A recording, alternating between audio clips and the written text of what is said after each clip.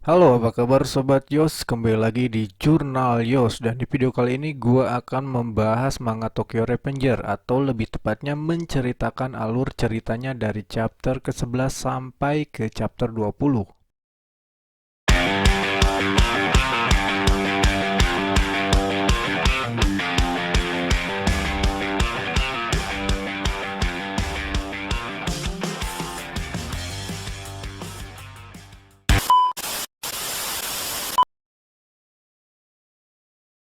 Di chapter 10 sebelumnya, Takemichi ditelepon oleh Draken untuk segera datang ke Musashi Shiren untuk berkumpul dengan geng Tauman. Dalam pertemuan itu, untuk pertama kalinya juga Takemichi bertemu dengan pimpinan regu kedua yang bernama Mitsuya Takashi. Selain itu, ada juga ketua regu ketiga yang bernama Pachin dan wakilnya yang bernama Pean. Suasana tersebut membuat bulu kuduk Takemichi merinding ketika Maiki dan Draken muncul di hadapan semua anggota. Dengan begitu, semua anggota langsung membungkukkan badannya untuk menghormati Maiki sambil memberi salam. Di situ Takemichi sadar, itulah sosok Maiki yang selama ini digembar-gemborkan oleh para siswa. Aura kepemimpinan Maiki memang tampak ketika dia berdiri di atas singgasana sambil berbicara. Saat itu, Mikey menjelaskan tentang geng Mobius yang menjadi saingannya Toman, dan keberadaan geng Mobius ini sebelumnya tidak diketahui oleh Takemichi maupun Naoto dewasa. Mitsuya menjelaskan kepada Takemichi jika Mobius adalah geng besar yang usianya lebih tua dari Toman, jadi bisa dibilang mereka sudah ada sebelum Toman berdiri. Sebelumnya, Mobius adalah geng satu-satunya yang mengendalikan Shinjuku, tapi semenjak kemunculan Toman, maka pergesekan antara kedua kelompok pun tidak dapat terhindarkan karena keduanya menginginkan kekuasaan. Ketika Takemichi sedang menyimak penjelasan Mitsuya, tiba-tiba saja Pachin menendang punggung Takemichi hingga dia tersungkur. Perselisihan kecil itu segera bisa teratasi oleh Draken dan dia pun memaklumi tingkah Pachin yang sedang gusar. Dari keterangan Mitsuya dan Draken, di hari sebelumnya, temannya Pachin terlibat keributan dengan Mobius. Saat itu, temannya Pachin sedang berada dengan pacarnya, dan yang mengerikan adalah teman Pachin dihajar habis-habisan, sedangkan pacarnya diperkosa dan disiksa di hadapannya. Hal ini tentunya membuat Takemichi merinding. Dia membayangkan jika Mobius sangat mirip dengan Toman di masa depan. Karena kasus itulah, pertemuan besar ini diadakan. Lalu Pachin pun menghadap Maiki dan Maiki bertanya kepada Pachin, "Apa yang akan kau lakukan, Pachin?" Dengan wajah nanar campur kemarahan, Pachin pun berteriak bahwa dia akan menghajar Mobius untuk dendam temannya. Di situ Mikey malah tersenyum dan dia menyerukan kepada anggotanya, apakah ada yang merasa direpotkan jika Toman menolong temannya Pachin untuk membalas dendam. Lalu dengan serentak anggota Toman menjawab tidak. Suasana ini sangatlah hangat dengan persaudaraan dan saat itu terluka maka semuanya terluka. Lalu dengan semangatnya anggota Toman berteriak ketika Mikey berkata, "Kita akan menghancurkan Mobius." Bisa disimpulkan jika pernyataan perang terhadap Mobius sudah dideklarasikan saat itu juga. Dari situ Takemichi sadar akan misinya berada di masa lalu. Perang antara Toman dan Mobius akan segera terjadi. Menurutnya perang akan pecah pada tanggal 3 Agustus dan pada tanggal itu juga dia akan siaga agar Draken tidak mati. Ketika Takemichi mengetahui jika pertempuran Toman melawan Mobius akan segera terjadi, dia malah semakin bingung. Dia bertanya-tanya apakah kematian Draken itu disebabkan oleh tawuran melawan Mobius atau bukan. Tapi menurut keterangan Naoto, Draken mati karena dalam tubuh Toman terjadi perselisihan antara praksi Maiki dan praksi Draken. Perselisihan inilah yang nantinya berujung pada peperangan antar Toman dan Draken mati saat terjadi perpecahan tersebut. Karena tidak tahu mana yang akan menjadi sebab kematian Draken, Takemichi pun mengajukan diri untuk menjadi asistennya Draken, tapi permintaan tersebut malah ditolak mentah-mentah oleh Draken. Meskipun ditolak, untungnya Takemichi memiliki rencana B, yaitu Takemichi akan mengikuti Draken kemanapun Draken pergi hingga tanggal 3 Agustus. Menurut Takemichi, menguntit Draken adalah hal yang penting untuk menyelidiki kemana dia pergi dan dengan siapa. Ternyata keseharian Draken banyak dihabiskan bersama Mikey, atau lebih tepatnya mengasuh Mikey. Takemichi menyaksikan ternyata sosok Draken sangatlah dewasa dan perhatian terhadap Mikey. Contohnya saat Draken menggendong Mikey ketika Mikey ketiduran di restoran. Takemichi membayangkan apa jadinya jika sosok Draken yang perhatian dan peduli terhadap Maiki malah berbalik arah menjadi kebencian terhadap Maiki. Saat itu Draken menggendong Maiki ke rumah sakit tempat pacarnya temannya Pachin dirawat. Keadaan perempuan itu sangatlah menyedihkan karena Mobius menyiksanya tanpa tanggung-tanggung padahal korbannya adalah perempuan. Karena itu dia mendapatkan 7 jahitan di kepala, giginya rontok, retina mata kirinya terlepas, tulang rusuk remuk dan kesadarannya belum pulih kembali. Ketika Draken dan Maiki sedang melongok, tiba-tiba saja orang tua korban datang dan marah-marah terhadap mereka. Draken yang tidak enak hati langsung meminta maaf dan membungkukkan badannya meskipun dia tidak bersalah. Tapi sebaliknya Maiki hanya berdiri tegap tanpa bersalah dengan tatapannya yang kosong. Bahkan dia hampir-hampir saja melawan orang tua korban tersebut. Lalu dengan kesal, Draken pun segera menekuk kepala Maiki hingga dia pun membungkuk. Tentu saja Maiki tidak senang atas tindakan Draken, apalagi mereka berdua tidaklah bersalah. Setelah orang tua korban pergi, Draken pun bicara kepada Maiki. Semua hal yang terjadi di dunia preman harus diselesaikan oleh preman itu sendiri. Menurut Draken, orang biasa tidak boleh terlibat dalam urusan dunia preman, makanya harus dilindungi. Draken pun menutup pembicaraan, tidak apa-apa jika kau tidak mau menundukkan kepala, tapi hati kita harus tetap ditundukkan agar peduli terhadap orang lain. Dengan begitu, Maiki pun luluh oleh Draken. Takemichi yang membenarkan perkataan Akun di masa depan bahwa Draken tidak seharusnya mati. Jika dia mati, maka akan ada perubahan besar terhadap Maiki serta Toman di masa depan.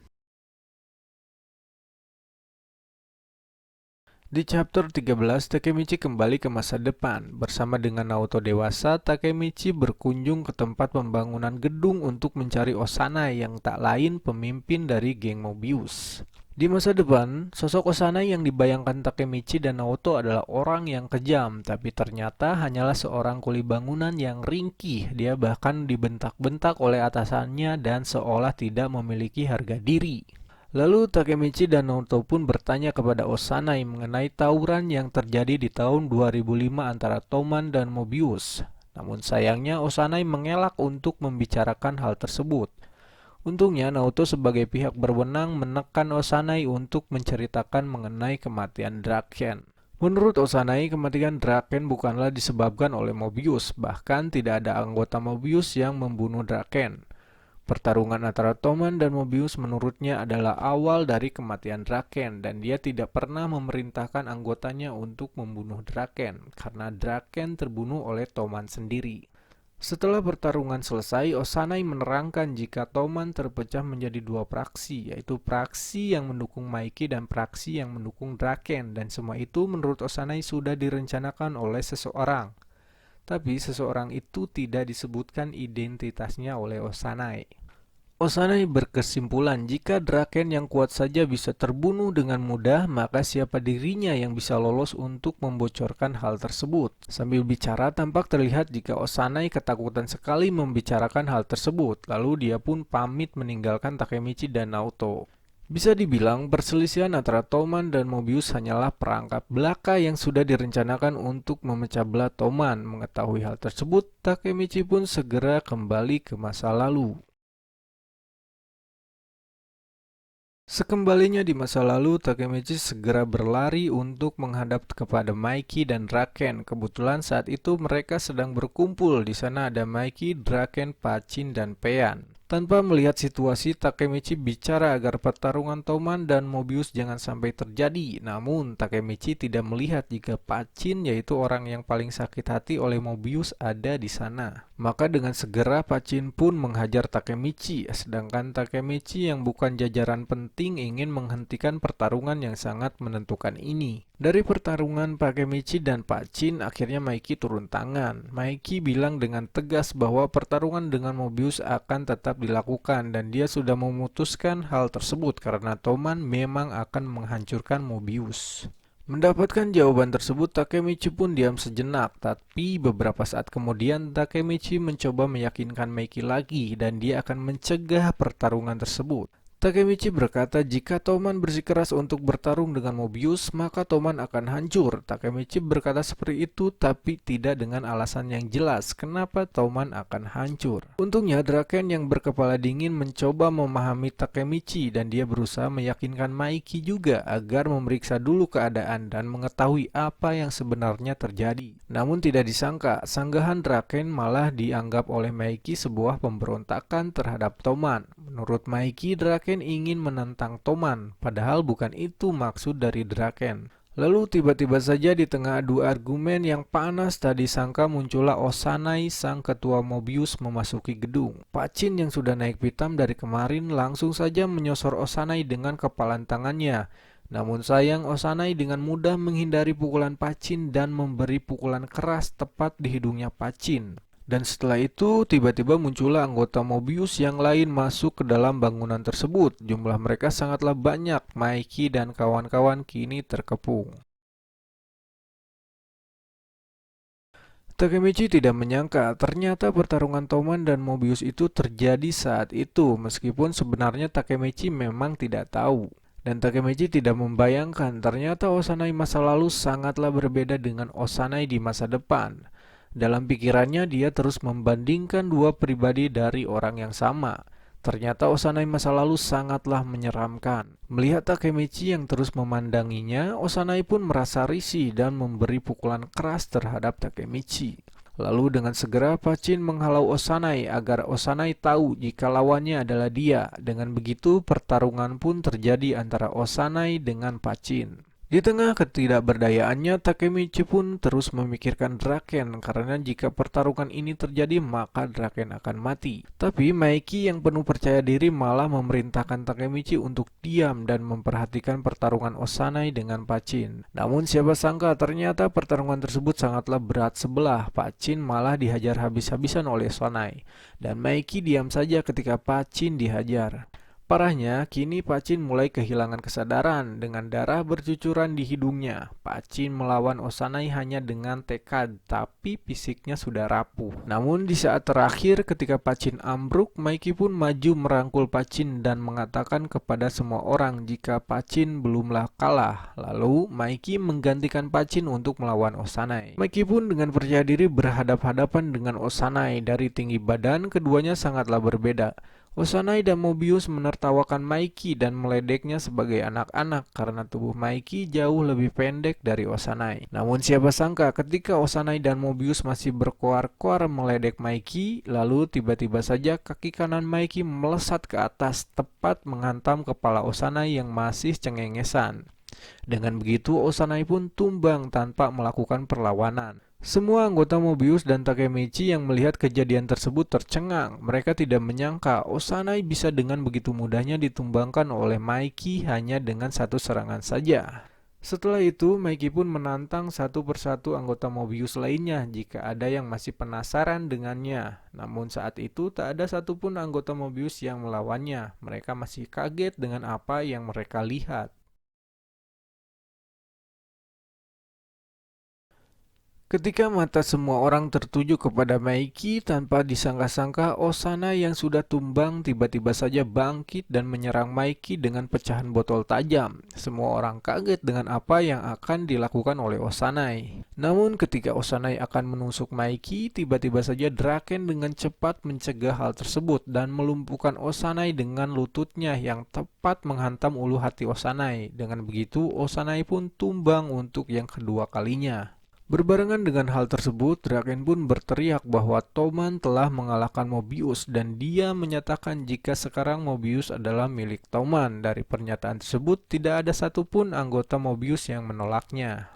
Lalu di tengah keseriusan dan ketegangan, terdengarlah sirine polisi yang menuju ke tempat tersebut. Mengetahui kedatangan polisi, semua orang yang berada di gedung pun langsung bergerak. Mereka harus melarikan diri. Namun di tengah kemenangan dan keriuhan untuk melarikan diri, Pacin yang sebelumnya tak sadarkan diri tiba-tiba saja bangkit dan menusukkan pisaunya ke perut Osanai. Tentu saja semua orang kaget termasuk Maiki. Mereka tidak menyangka jika Pacin akan menusuk Osanai yang sudah kalah. Di sisi lain, polisi sudah dekat ke tempat mereka. Pacin yang menyadari perbuatannya malah berkata maaf kepada Maiki, lalu dia menitipkan grup tiganya kepada Peian. Pacin bermaksud akan menyerahkan diri, seolah ucapannya itu adalah salam perpisahan. Maiki pun menyuruh Pacin untuk lari, tapi Pacin hanya berdiam diri. Lalu Maiki yang akan membawa Pacin malah dicegah oleh Draken karena polisi sudah masuk ke dalam gedung. Maka Takemichi, Maiki, Draken, dan Peian pun berlari dari kejaran polisi meninggalkan Pacin seorang diri. Dan di tengah jalan, Takemichi yang kelelahan tiba-tiba saja pingsan. Setelah itu, Takemichi pun tersadar dia berada di rumah sakit dan di sana dia bersama dengan Emma. Namun saat itu muka Emma sangatlah sedih. Takemichi berusaha mengingat-ingat kejadian sebelumnya dan dia bertanya tentang keberadaan Maiki dan Draken. Dengan begitu, Emma pun menjelaskan jika Maiki dan Draken sedang bertengkar. Mengetahui hal tersebut, Takemichi mulai serius. Dia mendengarkan Emma dengan seksama karena menurut teori Takemichi dari masa depan, Touman berubah ketika terjadi perpecahan antara praksi Maiki dan praksi Draken. Ternyata hal tersebut disebabkan oleh karena Pacin ditangkap oleh polisi.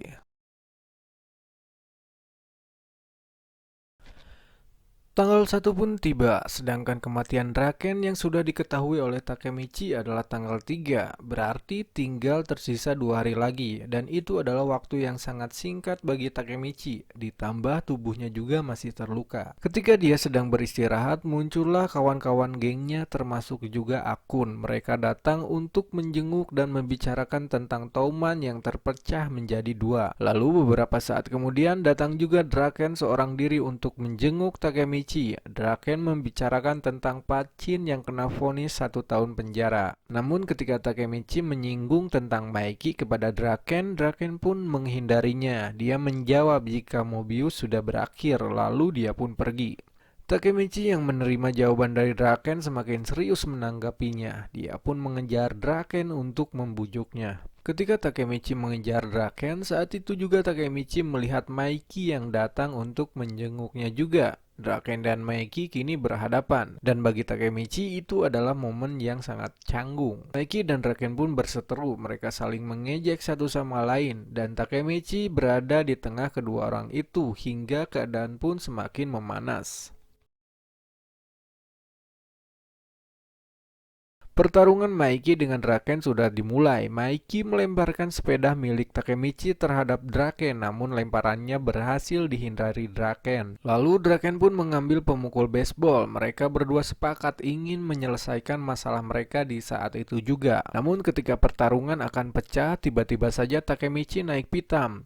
Dia berteriak memarahi Maiki dan Draken. Takemichi benar-benar marah. Takemichi pun mengepalkan tangannya. Dengan keadaannya yang marah, dia pun menyerang Maiki. Namun pukulannya berhasil dihindari. Dengan begitu, Takemichi pun tersungkur ke gundukan sampah. Sambil berteriak-teriak, lalu kali ini Takemichi mencoba menyerang Draken. Namun untungnya Akun datang dan segera menahan Takemichi yang membabi buta. Sambil ditahan Akun, Takemichi terus berteriak dengan penuh emosional. Dia mengeluhkan sikap Maiki dan Draken yang sangat egois. Menurut Takemichi, Maiki dan Draken tidak memikirkan orang-orang di sekitar mereka karena gara-gara pertengkaran tersebut kini Touman terbagi menjadi 2, yaitu anggota-anggota yang mengidolakan salah satu dari mereka. Takemichi pun menambahkan, orang yang menghancurkan Touman dan memecah belah Touman bukanlah musuh dari luar, tapi justru dikarenakan oleh Maiki dan Draken sendiri, 2 orang yang berada di puncak Touman yang sedang bertengkar. Sampai di sini Takemichi pun semakin menjadi-jadi dan dia pun berteriak kepada Maiki dan Draken sambil menangis. Dari perkataan tersebut, sepertinya Maiki dan Draken pun sadar akan perbuatan mereka yang memecah belah Touman. Namun di tengah keseriusan tersebut, Maiki bicara kepada Takemichi bahwa di kepala Takemichi ada kotoran hewan. Mengetahui hal tersebut, semua orang termasuk Maiki dan Draken menertawakan Takemichi. Dengan begitu, suasana pun kembali cair. Maiki dan Draken pun kembali normal. Keadaan mereka baik-baik saja, seolah sebelumnya tidak terjadi pertengkaran.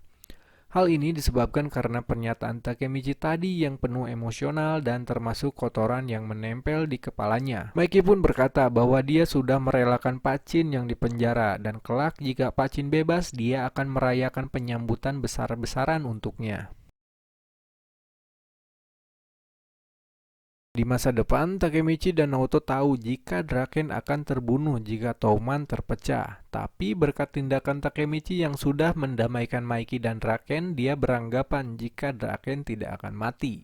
Hari ini adalah tanggal 3 Agustus. Saat itu Takemichi, Draken, Hina, dan Emma pergi ke festival. Menurut keterangan di masa depan, Draken akan mati pada tanggal 3 tersebut. Tapi karena Maiki dan Draken sudah damai, maka saat itu Takemichi beranggapan jika kematian Draken tidak akan terjadi. Dia memuji dirinya karena Toman tidak jadi terpecah. Saat itu Takemichi hanya fokus dengan kencannya bersama Hina, sedangkan Draken sendiri jalan bersama Emma. Namun tiba-tiba saja hujan turun sangat deras. Takemichi dan Hina pun pergi untuk berteduh di bawah pohon. Inilah waktu yang dinentukan oleh Takemichi untuk bermesraan dengan Hina, namun ketika Takemichi akan mencium Hina, tiba-tiba saja Yamagasi menelponnya. Takemichi pun gagal untuk mencium Hina. Lalu Yamagasi pun bertanya kepada Takemichi mengenai keberadaan Maiki dan Draken. Takemichi menjawab jika dia sedang bersama Draken saja. Kemudian hal yang tidak diharapkan muncul. Yamagisi meminta kepada Takemichi untuk memberitahukan kepada Draken untuk berhati-hati. Pasalnya, ada beberapa dari praksi Maiki yang masih tidak setuju dengan Draken. Padahal kita tahu di chapter sebelumnya Maiki dan Draken sudah damai, namun para anggotanya masih saja belum damai. Dan menurut keterangan Yamagisi, beberapa anggota tersebut sedang merencanakan penyerangan terhadap Draken. Mengetahui hal tersebut, Takemichi pun kaget. Ternyata perkara kematian Draken belum berakhir meskipun Maiki dan Draken sudah akur. Lalu dia pun meninggalkan Hina dan mencari Draken sambil hujan-hujanan. Di tengah jalan, Takemichi melihat gerombolan anggota Toman bersama Mobius, yaitu hal yang tak mungkin dilakukan karena Toman dan Mobius tidaklah akur. Namun ketika Takemichi perhatikan lagi, ternyata itu adalah Kiyomasa dan anak buahnya. Di chapter ke-20 kita akan menyaksikan jika gerombolannya Kiyomasa sedang bersama salah satu anggota Mobius. Orang Mobius tersebut belum diketahui namanya, namun dia memberikan sebilah pisau kepada Kiyomasa. Kiyomasa sendiri berencana untuk membunuh Draken saat itu, karena Kiyomasa memiliki dendam terhadap Draken, di mana perjudian adu orang yang digelar oleh Kiyomasa dibubarkan oleh Draken. Dengan begitu, Kiyomasa kehilangan segalanya, termasuk harga dirinya.